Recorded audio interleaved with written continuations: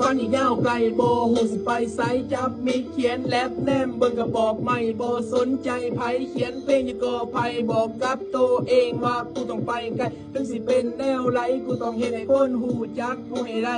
ให้มึงจื้อไว้นี่นะลุงเล่าไตตอนนี้กูยังบ่ลังแต่กูก็บ่เคยเลิกฝันกูเก็บเอาคำรู้ทุกของคนเหล่านั้นมาเป็นแห้งพักลันบ่ให้ความสำคัญให้กูเดินหน้าต่อสู่ฝันบทเพลงที่กูเขียนไว้ออกจากบ้องไม่เขียนอยู่ก็ไพ่พวกมึงบ่เข้าใจกูนั่งแน่มึงบ้องไม่แล้วเขียนลงใส่บอกกับตัวเองว่ากูต้องไปกันไม่สิว่าจังไรกูก็บ่สนใจกูต้องเฮ็ดตามฝันกูให้ไรจนไปหอดเส้นไส้กูบ่สนใจไผกูสิแลบต่อไปถึงคนสิฟังกูบ่เข้าใจความฝันที่กูวาดไว้กูบอกกับตัวเองว่ากูต้องไปไกลทั้งสิบ่มีไผให้กำลังใจกูสิสู้ต่อไปกูสิไปให้ไกลตามที่วาดไว้กูหูว่าความฝันอีกไกลกูต้องเฮ็ดตามฝันกูให้ได้ให้มึงจื้อขึ้นใจนี่นะลุงเล่าไต